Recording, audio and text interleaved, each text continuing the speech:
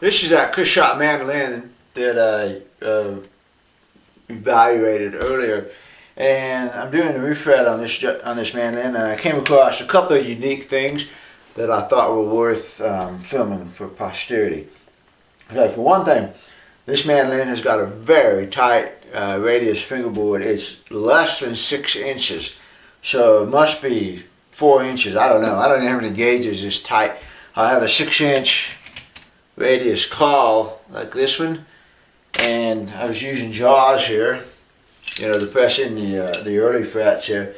But once you get over to the fingerboard, you can't use jaws anymore. But anyway, and I cannot curl this wire into a 6-inch diameter. This is Evo mandolin fret wire, and it just simply will not bend into a 6-inch radius circle. It's too tight. So I was getting frustrated with it and having some trouble, and I ran across something that I probably knew about a long time ago and have forgotten about, because I've never really had to use it, because it's rare to have a mandolin with this tight of a radius on it. Most of the time they're like 7 inches, 8 inches, something like that. I mean, I personally would prefer something like 10-inch radius, but I've got gauges for that. Anyway, so what I did, here's what I've been doing. Cut the fret, like that. Use the Steamax over here to trim the tang, to clear the edge of the binding. Trim it on there, see how it's going to fit. It's going to fit pretty good. This is still straight fret wire, by the way. I'm working up on here, and I just had a short piece and didn't even bother to go bend it yet. Now, when you get it like this, it won't bend. There's no way you can get it in a 6-inch radius. So, what I discovered is that if I cut notches in the tang, I can bend it easy. So I use my Dremel tool with a little cutoff saw, and I get an angle so that the stuff goes down to the floor, not in my face, okay?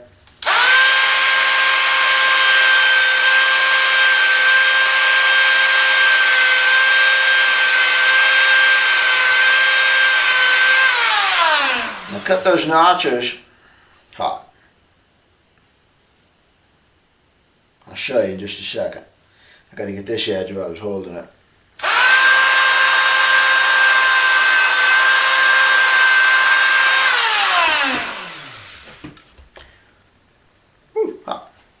Now I've got a fret with little notches in it, and these notches will now bend.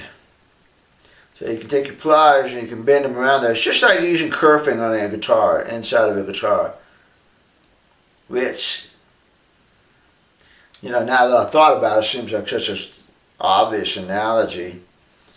And it's really super easy to bend now. Before I was struggling. I modified my jig and everything. My Steamax jig, that bends the wire. I could not get a 6-inch radius. I'm going to set it out there, and I got way more than a 6-inch radius now.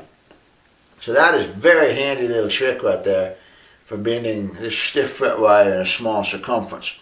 Now the second thing I do here, I'm gluing this in, and I haven't used these in a long time, but these are these little tips. You put them on your super glue bottle, and they will go right down into the crack, into the fret slot there. So put it right in there, squeeze it. You can get your glue right into the slot with no mess, providing you can hold it there. And once it's in there, it's also going to fill the slot pretty good, So all you got to do is put a couple of drops, here and there. And then you want to have a little blue paper towel handy. Go ahead and wipe that off at the top of the slot before you do anything. Now the other thing about cutting these scallops in there is the fret goes in lots easier because there's less tang surface to deal with. And when you're working up here on the extension, it's nice.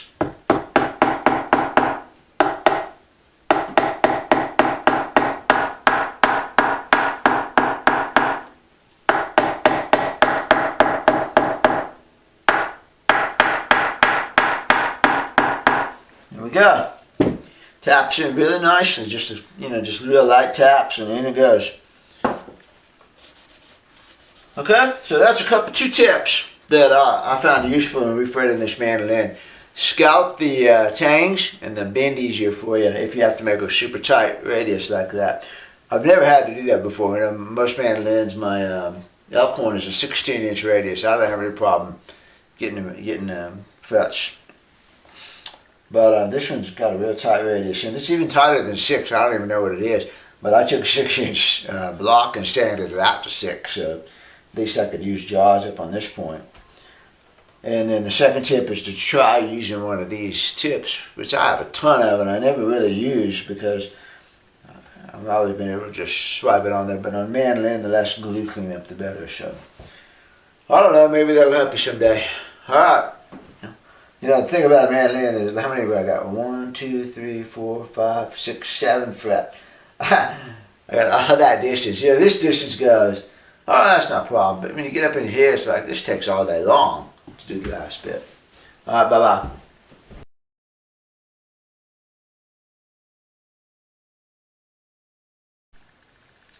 All right, we're working on the nut on this Chris shot mandolin. This is my personal one. I talked about this earlier in this video, about how I wanted to get a better string spacing.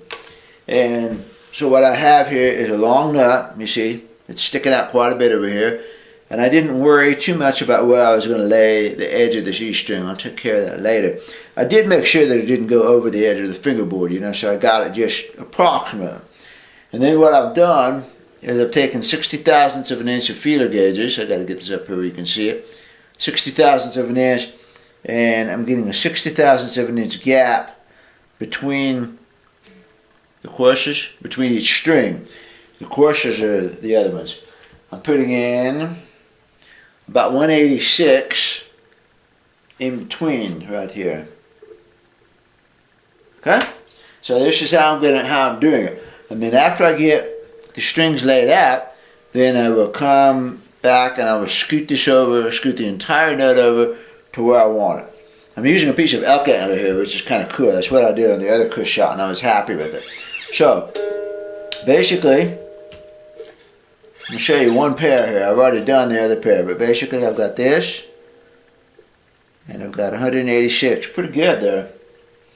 I'm pretty happy with this technique so far. I'm just working my way across the neck of the mandolin, and I will deal with the rest of it later. So I'm putting the 60 thousandths of an inch in here, push the string over, and you might get blocked by my hand here. Yeah, you will. So I'll hold it right there. Move it around and make sure I've got a good 60.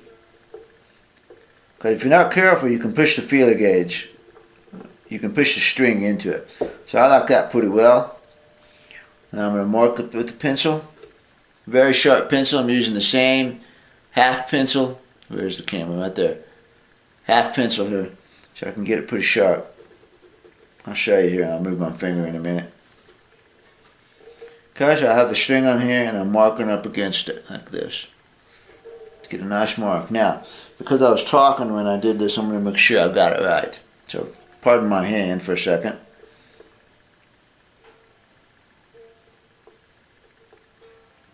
Okay, another little trick you can use is while you're holding it, kind of push down. Let me move my finger. Go up here and push down on it right here, and then make a little mark right on the leading edge of that bone, which will help you find it. Then take a file, and there's my mark. Start it real slow, make sure you got it balanced in between the pencil marks, really nice. Again, I make a pretty shallow slot at first. This way, if I don't like it, I can actually sand it out and start all over. This nut is square across the top this way.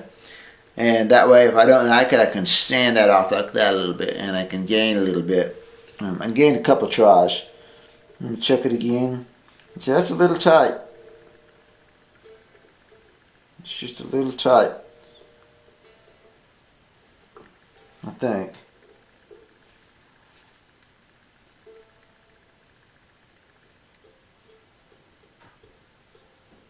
Yeah, it's just a snug.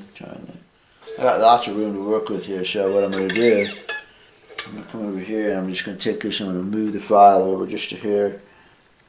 It's just a little bitty bit, you know, a couple of thousandths of an inch. I mean, it's ridiculous. This precision probably doesn't make any difference in anything except for the fact that I like it to be right.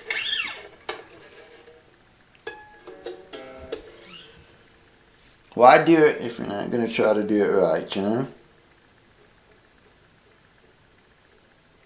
I like that pretty well. Okay. Now to get the, I'm going to start working on the G. So I push the string over, like this. Again, my hand's going to get in the way. There's my mark. And what I'm going to do when I cut this one is I'm going to cut it just a tiny, tiny little bit this way.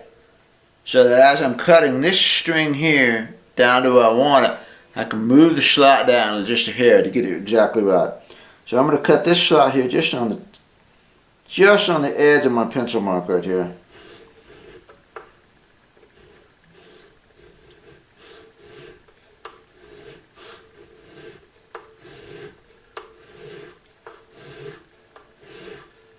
Like that. I'm going to measure it again, and it should have just a tiny little bit of wiggle now. It's good.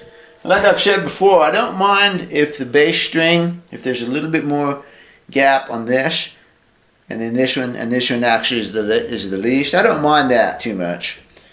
This kind of works down the bass strings. But I can't stand it when the bass strings are too close together. Bass strings on the mandolin, that's an oxymoron. I'm going to try and turn this like this way so you can maybe see my hand a little bit more. Get my hand out of the way. Yeah, that's not too bad. Okay, I'm going to come up like that. I'm going to measure my 60. Move it around a little bit. So I moved it. Okay. Mark it. I think you can see that pretty good. Right there. Check it.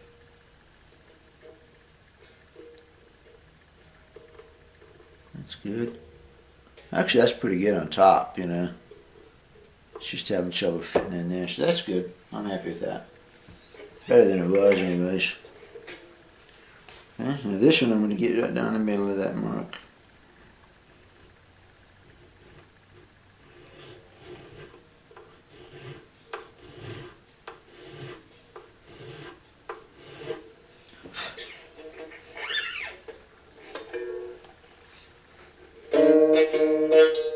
Okay. Golly, so many disturbances. There goes my phone.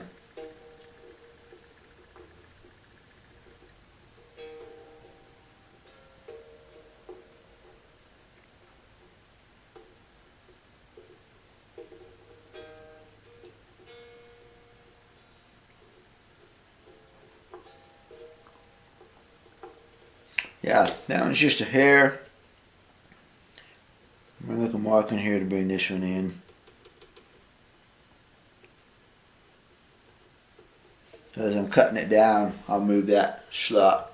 As I'm cutting it down, I will move that slot over that way. Like this, I'll show you.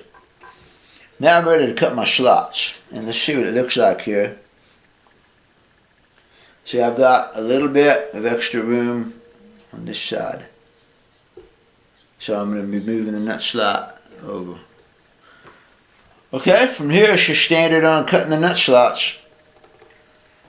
Which we'll do, I'll show you a little bit of that. And then it gets pretty tedious. This is the most tedious part of making a mandolin nut. Again, I've explained this in my guitar video, but let me move the... I explained this in my guitar video, but what I do here is hold the file at an angle like this. And if you put your finger underneath it, you'll get a nice angle. So you're trying to split this angle and this angle. You're trying to split that more or less right in half. And if you just put your finger underneath the file right here, where's my finger? I'm looking in a mirror image. This finger. If you put that under the file, you'll have a pretty good angle. And a consistent angle too. And you file it.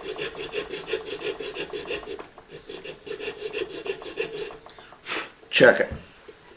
Over and over and over and over. And the way to check it is to hold the string down right here between the 2nd and the 3rd fret and see if it clears the 1st fret. And it needs to just absolutely clear that 1st fret. A more accurate way is to hold at the 2nd fret and measure this gap right here at the 3rd, or hold it at the 1st fret and measure at the 2nd fret. And that way you extrapolate backwards onto here. So let me show you.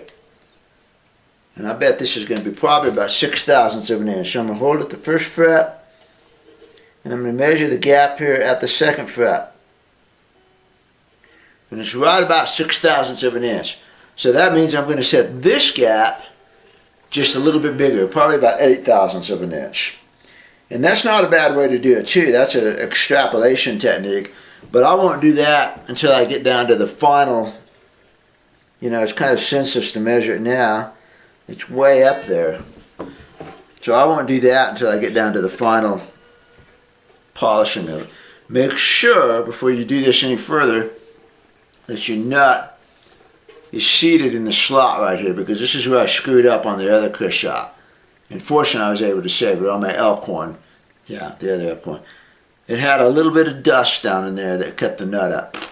And I saw it when I did this. So make sure that nut slot is seated in here before you go to all the trouble and time of seating your, getting your slots down. So, okay, so here's what we do. We're just going to file away.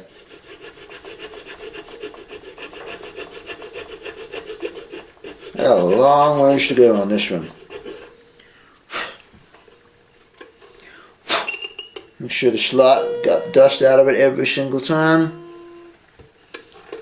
I'm just going to show you one slot just to give you an idea of how long this takes.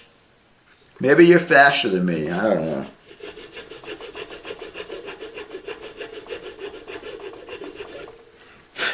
Towards the end, once I start getting close, I'll roll the file this way, just a little. So as to eliminate the sharp edge of the nut there. Let me get these other guys out of the way. You guys get over here. This is my guy. Right there, number 13.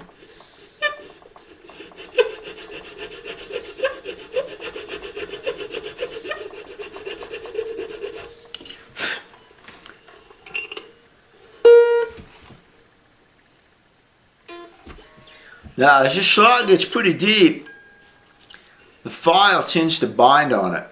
The file will tend to bind in that slot. And at some point, once I've got these more or less set, I might walk over to the sander and drop the top down a little bit more, because I hate having that file binding. And you can actually break the nut off here. You can break little pieces apart, which is a drag. After you've gone to all the work of, you know, getting this laid out and set where you want it and everything, then you're going to break the edge of it off. I'm not saying if there is or isn't, but there might be broken mandolin nuts around various corners of the shop. I'm not sure, you know. I'm not confessing to nothing. Okay, I'm getting pretty close right there, so now I'm going to stop on that one. And I will get the last final touch up after I have done, rounded off the nut, polished it, glued it in, and then I will do the last tiny little bit. Okay, that's how it goes. Now I got to do all the rest of them just like that. So that's how it works. That's one of the tricks that I've decided is a good way to build a mandolin nut. And we'll come back here when we get time to finish it. Okay. We're closing in on the end on this mandolin nut, and I've got the strings roughly seated. I've got just a little bit of room left to work with some of them. Let's see how we did. I guess the first thing I want to do is how do I do with the 60/1000ths of an inch deal.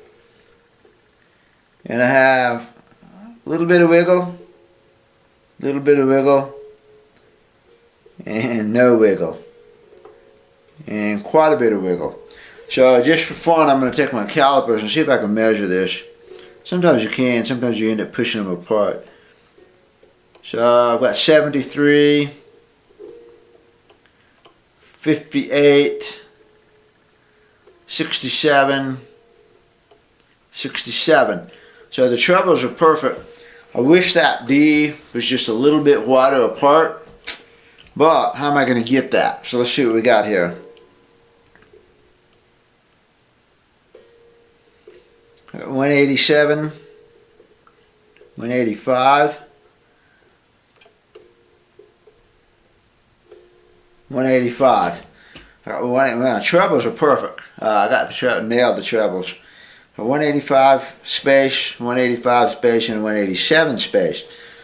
So if I could move, as I'm cutting it, if I could move that D string over just a tiny bit, anything that I can gain out of that D string is going to be nice. I'm going to put a little mark like that.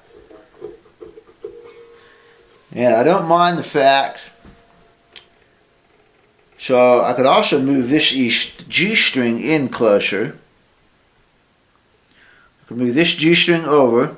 That would increase the space a little bit more, and then move the D over. So what I'm going to do is move these two strings over.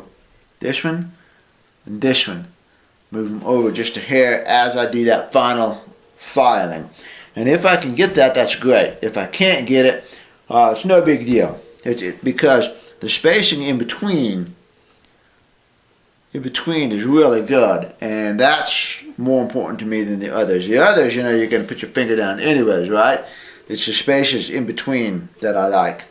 But if I can move these over as I do the final sanding, then I'm gonna.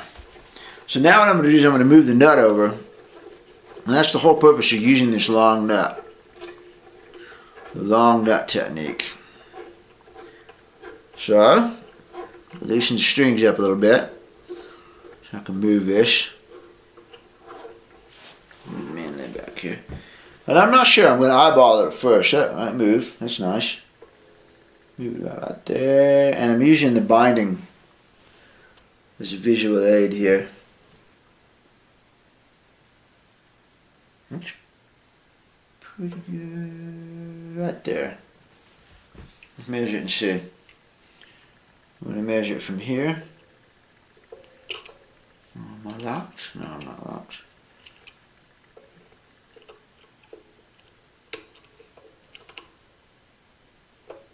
There it is.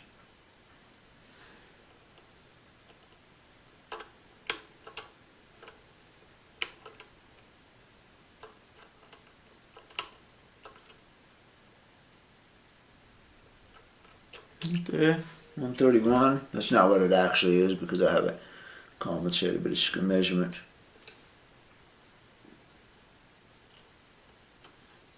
And 28. I got a pretty good eye. Pretty good eye. And maybe just a tiny bit. No, I'm gonna leave it. I'm gonna leave it. I got enough that I'm not gonna fall off the frets right there. I'm a pretty accurate finger. You know, guys that pull strings and stuff like that, they may have to do something different. So now what I'm gonna do is turn this over. I'm going to scribe on here, like that.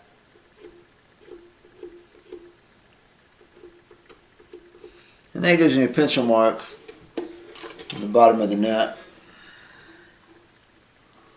Right up in there. And I'll sand down mostly to that point.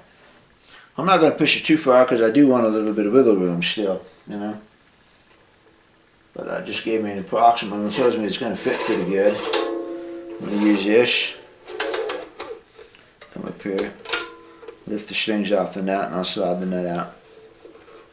Now I'll go over to my sander, and I would take that off, and I would take the top down so that the slots aren't so deep, because I'm going to finish them still, and then I'm going to smooth and sand everything, and I'll be back with this.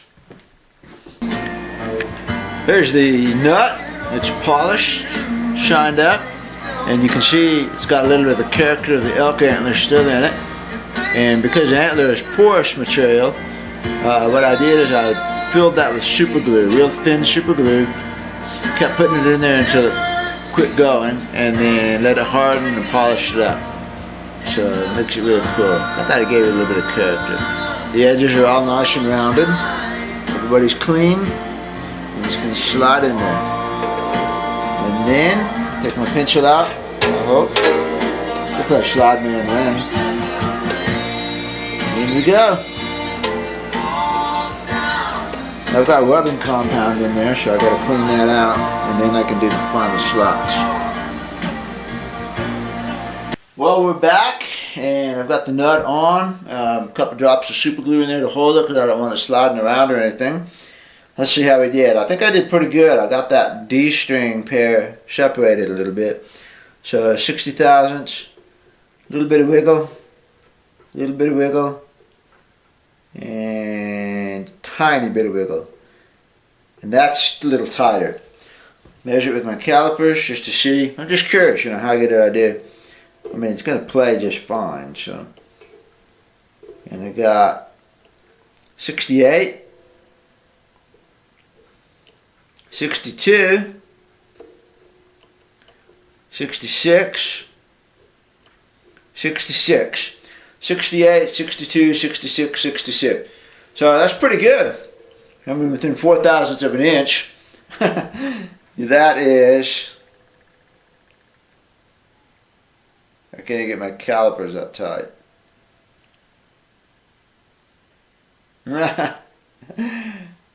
There's 3, okay? 3 thousandths of an inch. That's how close I got. That's pretty good. I'm happy with that. Let's check in between. 185, 184,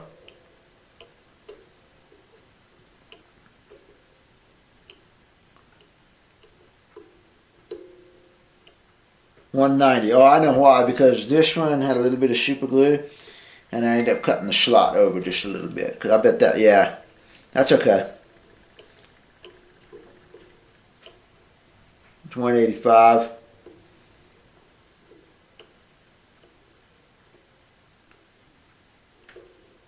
192. Ugh. 186. 186, 185, 192. So that's not bad. And I think that's because, like I said, when the super glue ran into the slot, this 1E, yeah, I lost a little bit of space right there. That's not bad. I mean, I'm pretty happy with that. And my outside spacing, which is what I was really looking to do, is 1.016. 1.016, and I started at 0.983, so I increased it 30 thousandths of an inch. That's not bad. That's a whole string, So that gave me quite a bit more room in here. Quite a bit more room in this. More separation between the strings, which is what I wanted. It took me 2 hours. Just to try that out. But I was trying the technique of using the longer nut, which is something I have not really done much of. Even though I suggested it as a good technique, I really haven't done it. So just now. I did it on a guitar just a minute ago though, and that did pretty good. It does give you a little wiggle room.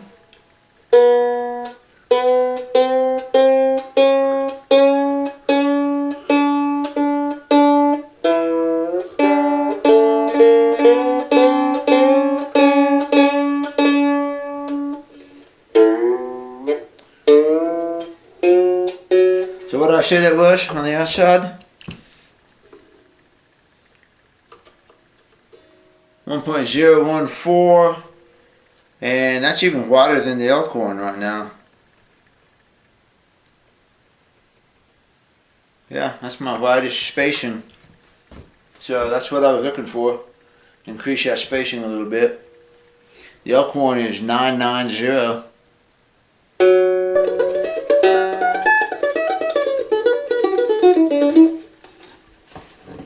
Try to get it on the camera here.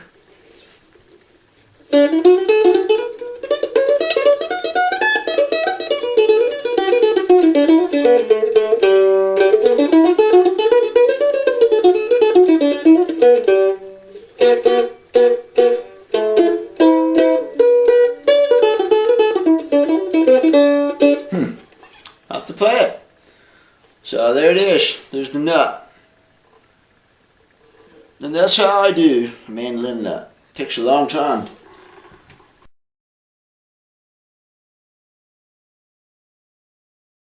Let's take a look at a technique that I use for fitting a mandolin bridge. And fitting a mandolin bridge is a little bit of a tricky proposition. Most people that I know of, at least, will tape a large piece of sandpaper on the top, and then they'll take the bridge and they will scoot it back and forth like this. And that can work. Or they'll get one of these things from Stuart McDonald, and this has an adjustable back on it that holds the bridge, and they put this on here and they roll it back and forth. And that can also work. However, a couple of issues with that. First of all of this rubbing back and forth on the top is hard to do. And the reason it's hard to do is because the mandolin top is curved like this. It's graded. And so you're really moving it back and forth over a different radius all the time. Plus, even if you use this thing, see, your back is going back, the arm on the back here is going down a steep angle here. So I don't know if you've ever used a skid steer, but if you try to scrape backwards with a skid steer and there's a mound of dirt in the way, the back of the skid steer rises and pushes the bucket down into the dirt. Or if there's a dip, the back of it will dip and the bucket will come up in the air like this. And so it's really hard to scrape backwards if the behind you isn't also level. So it's kind of a catch-22 deal, you know. On this, if you go down the curve like this, the bridge will come up. And then as you go forward on the curve, it goes down again. So I came up, one day I was just messing around trying to get this right. And I came up with a different way to do this that I like a lot better. So I'm going to use this still to get going. Now, this mandolin is my Chris shot mandolin. The bridge is already fit. It's fit very, very well. And I'm just going to show you the technique. I did this earlier on a mandolin, and I should have videotaped it then, but I was too lazy. Okay, first thing you're going to do is get some tape and get all of the stick off of it. You could probably use a piece of paper instead of tape, but you want to get all of the tack off of this tape, especially if you're working with a varnish finish. Varnish finishes are so fragile. Take your piece of tape, put it down here where the bridge is going to go. Okay? Next thing you're going to do is get another piece of tape and bring it over here. And you're going to set this where the arm, see that little roller? I don't want that roller on the top of the mandolin, so I'm going to put a second piece of tape right here to set that there. Now I like to kick my mandolin bridges back about 5 degrees or so. So get yourself and set this so that it goes backwards like this. So I'm going to bring this up, bring this arm up a little bit, tighten this so that the bridge kicks back at the angle that I want it. Like that. Okay? Now what you do is I developed this from the neck reset technique, and what you're doing is basically a neck reset using a bridge. So you get a strip of sandpaper like this. This one's backed up with strapping tape, so it's got filaments on the back of it. It's pretty strong. Then I just set the bridge on here. And this one doesn't fit at all, which is fine.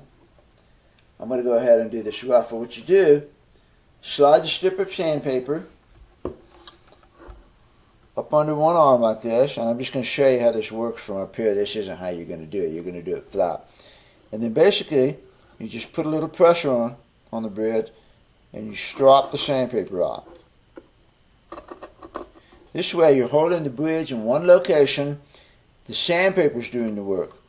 Now, the only trick here is you need to be sure you pull the sandpaper down. So, in other words, as you do this, your natural inclination is going to be like this, to lift the sandpaper up. I'm exaggerating. And when you do that, you're going to round the arm off right here. So what you got to do is be sure you come in like this. Trying to get you a good angle here. This is tricky to show, you know. You're going to come in like this, and you're going to pull that sandpaper down, almost over the top of the mandolin, like this. That way you ensure that the sandpaper comes like this, and not like this, okay? The other thing you want to do is make sure you have sandpaper over the full contact of the bridge. So if you pull it all the way out, you're going to sand this section of the bridge more than you did this section. You don't want to do that because you're going to sand too much off of this. So start with quite a bit of sandpaper here and use short strokes like this, so that you have full sandpaper contact over the whole thing. You do both sides like that. Okay, you're going to come over here, and you're going to pull, you're going to hold it like this with your hand, and use your thumb, and just pull it down. Back and forth. Okay? As you do this, you can look at the bottom of the bridge, and you'll see sanding marks on there.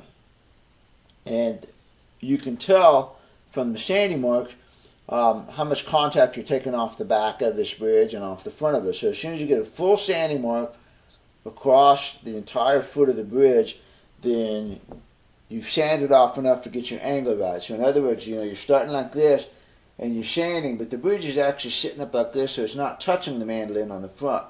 You'll sand off of here, and then it'll come up like this as it starts to fit.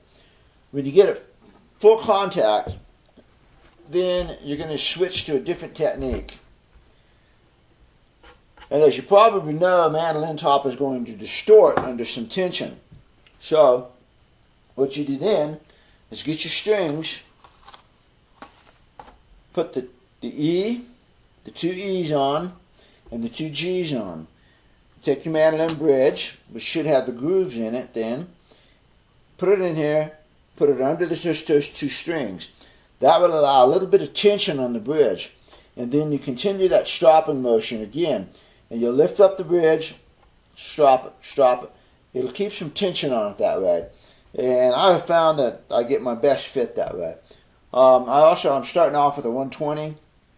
As I get done and get closer to finishing, I'll switch to something like a 400 grit. A really smooth grit. And just keep that steady strop motion up with this tape. That's how I fit a mandolin bridge, and I've had the best success that way. If you have, when you take your tape off, peel it off very carefully and very slowly here. This is a lacquer mandolin, and it probably won't peel, but this is why you want to get all of that tack off of this tape. And again, a piece of typing paper, copy paper might not be a bad idea instead of tape. You can run it clear over here and tape it to the sides or something, so you don't have to pull tape. Okay? So I'm going to show you what I'm talking about with the string technique, because I need to string this mandolin up anyways. Okay, we're back, and I've got my bridge mounted on here. And for the actual final fitting, I might even remove the tape at this point. I'm going to have, this is still the same piece of sandpaper, but I'm going to get a finer grit of sandpaper, 400, 600. I'm going to back it with tape. I'm going to make that tape almost exactly the same size as the bridge so that I don't have to worry too much about scratching the top. It's only going to go underneath the bridge. And again, this is my mandolin. I'm getting ready to string it up, so I'm not really going to fit it, but I'm going to show you how it works. So you've got your bridge on here. You've got the E's and the G's on. And basically, you get the strings just tight enough, but you come over here and lift the bridge up off the top. Put the sandpaper under it. Let the bridge go. You have to hold it with your thumb or your finger on one side, because as you pull, the bridge is going to want to scoot. So put your thumb under here on the side and pull the sandpaper. You lift the bridge up, put the sandpaper under, and you pull it. Again, make sure you come across the top and down the sides and not bringing it up. Okay? You do that, take the sandpaper out, and this gives you a good opportunity to check, because see, it's got some tension on the top now. And you can check and see how your fit's doing. Alright, so that is a technique that I use for fitting mandolin bridges, and it's working pretty good for me. It's still not a fun process. It's one of my least favorite things to do, Takes a long time. Takes me about an hour, a good hour, to fit a mandolin bridge. Be happy with it anyways. And the key to the whole thing is to be consistent. That is to keep the bridge in the same spot on the top, and to not wobble the bridge back and forth. You know, the bridge has got to be in the same spot, and the bridge can't go wobbling back and forth, sliding back and forth across the top. I honestly don't know how people fit the bridge by scooting it back and forth on a piece of sandpaper. I have never been able to fit it that way. Very well. Sometimes when I do that, I will use some chalk, or I'll look at the sanding marks on there, and I'll actually get a scraper and scrape very carefully, check it, fit it, scrape it, check it, fit it, but it's a very tedious process. Notice here how I'm doing the strings too. People tie knots in the strings, all kinds of things. I just go through the hole right here, get just enough slack, flip it around the top of the peg, I pull that loose end up, make sure I'm sitting in that, and tighten it up. The first wrap went over the top, all the other wraps go into the bottom. I don't like to have a whole lot of wraps on this, I like to have maybe 2. As that string tightens up, the top will come down, the bottom will go up, and they'll pinch together these loose ends. I don't tie knots in it. I don't flip them, I don't loop them, I don't do anything. Cut that off, and that string won't budge, especially after I pull on it a little bit. I just can't stand all these knots and strings and stuff. It's hard. It's hard to change strings. It's just not necessary. Here goes another one. Loop it on there. About the same token, I use the old style Gibson mandolin tail pieces. I like the little bit of flex that they give me because I've had problems with cast iron or the sturdy cast tail pieces. I've had problems with them. So I'm just going to bring this string over here, drop it in the hole, get enough, flip it over the top, and twist that end up, make sure I'm sitting in the groove, and then I'll hold this down right here with my finger where my string winder go. Here it is. Winder up. I just find the regular tail pieces so much easier to change. You know, I don't have any problems with them. Easy to change strings when you need to. If you ever break a string, you don't have to poke it through a bunch of holes or anything like that. I have gotten rid of fancy fast tail pieces for the most part.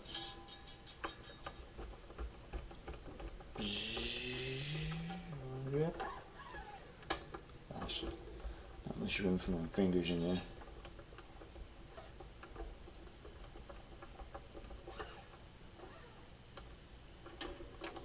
Alright, one more thing. Setting the intonation on the mandolin. Got a couple strings on there. I'm going to clip them. Now, get the bridge where I want it, side to side.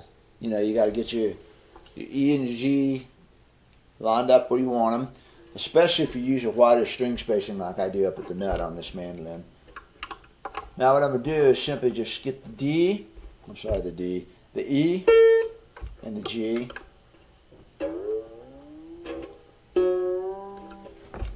Get them in tune. Oh yeah, we're going to get them in tune. I don't bother tuning the E up yet. I just tune it to a D, make it a little less tension, but the G can go.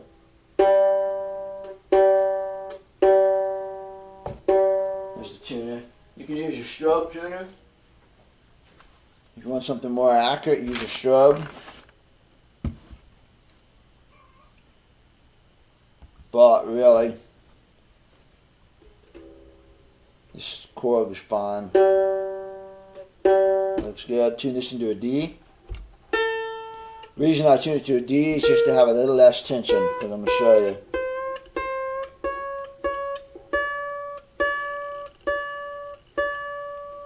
Okay?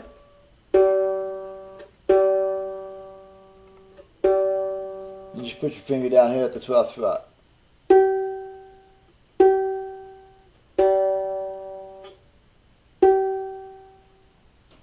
Okay? Strobe says it's on, the other one says it's a little flat, and I think it's going to be a little flat because it needs to scoot forward. Put it up in the playing position.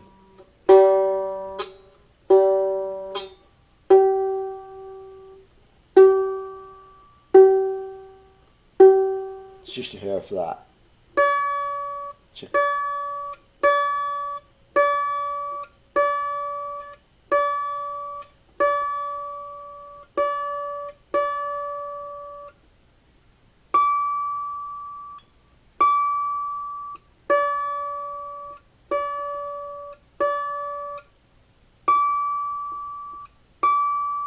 It's a little sharp. So what I got to do now is, yeah, it looks like it is. It's a little short. Twist the bridge. I'm going to bring the E back a little bit and the G forward, and there's my mark. So all I've done here is check the intonation with just 2 of the strings up to tension. The rest of the strings are pretty loose. There's nothing you can really do about the other strings by the position of the bridge, you see. You're going to have to change the saddle location on there. And your mandolin bridge is probably set. Some bridges are more accurate than other ones. The lower style bridges are a little bit more accurate, where the A string is more like in the middle rather than all the way back. And that's a function of the contour of the bridge top. But to set the actual intonation like that, I put some tension on it, get the outside 2 up the pitch, and get it pretty close. And yeah, you can get super close with the strobe, and then you watch guys play and they bend the strings out of tune. You know, especially when they reach for that long A like that, a lot of people will pull that down with their pinky because they can't make the stretch or whatever. So it's funny to watch people be really picky about the tuning and then pull strings out of tune. Check it. Because I did move the bridge.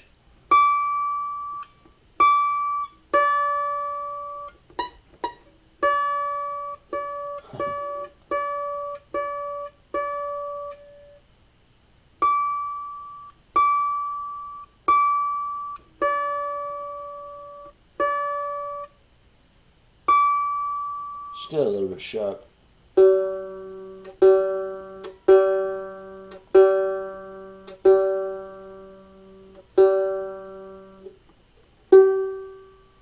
I like that one though.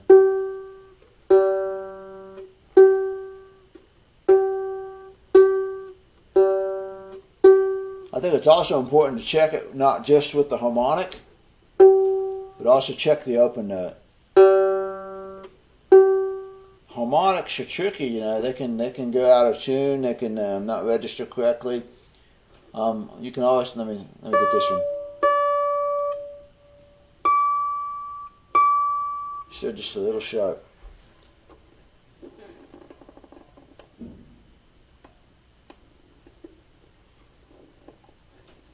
Now it's going to change a little bit when I go to an E.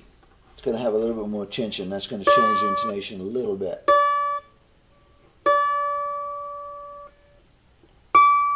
There we go. I'm going to be happy with that.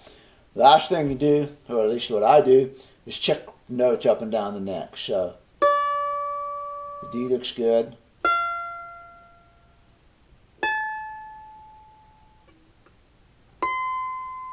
And those all hit the strobe really nice. So I'm going to call this bridge in the correct location. It's good. It's as good as I'm going to get it. It's as close as it's going to be, you know. So now I'm going to tune the mandolin up. First thing I'm going to do though is I'm not going to take it all the way to tune. I'm just going to give it some tension.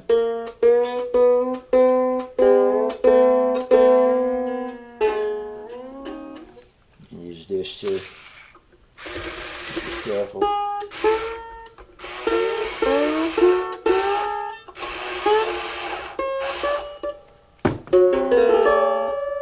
Pulling it up like that, or bringing it up to tension, is going to want to pull the bridge up. And even though I got an angle on it, it's still going to want to try to pull the bridge up. So once I get the basic tension, like 80% of my tension, I'll come up here and make sure this is pushed back. I'm pushing the top of the bridge I'm holding the bottom with my finger like this. Holding the bottom with my finger, pushing up on the top, kind of gently, you know, you don't want to make that bridge flip. And that looks pretty good. I like the looks of that. And now I can tune it up all the way. Okay? So there's some techniques that I use on mandolin setup. I showed you how to do the long nut. I showed you how to do the bridge. And I showed you how to curve frets when you have an extremely sharp radius on the thing. And then I talked about a lot of other little things in the process, you know. So, for sound damping, I should put this into there. I forgot to put this under this, so don't worry about it. Oh, it's going to go on top. I got the leather under, that's right. For sound damping, a lot of people put little rubber grommets in between the strings, and that's fine. But if you break a string, then your rubber grommet goes flying. What I use is just little pieces of rubber here, and I honestly don't even know where they came from. They came with this mandolin in 2002. It looks to me like they're little pieces of shoe rubber or something, I don't know. But you can use leather strips to do the same thing. You stick them in between the pairs, and you can pick up 2 pairs like that. And that way you've got all your strings dampened with just 2 little pieces of rubber or leather or whatever. You can weave leather in there. I put one over the top here to keep the strings from buzzing on top of the tailpiece cover. And then I honestly just put those things right up under the cover like that, rather than have them sticking out here like this. And you get a little, you still get a little bit of noise right there, but you know what? It doesn't bother me that much. I like it because to me, it sounds organic-ish. I like to have a little bit of instrument noise, if you will, like fret noise, sometimes hitting the frets and give it a little bit of fret slap. Does not bother me that much. It makes it sound like a mandolin or a guitar instead of a synthesizer. It's organic fret noise.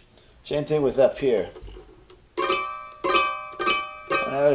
Some people are way more sensitive to that than I am. You know, maybe it's my hearing, I don't know. But I don't mind hearing little things when I play. So, okay? Bye-bye.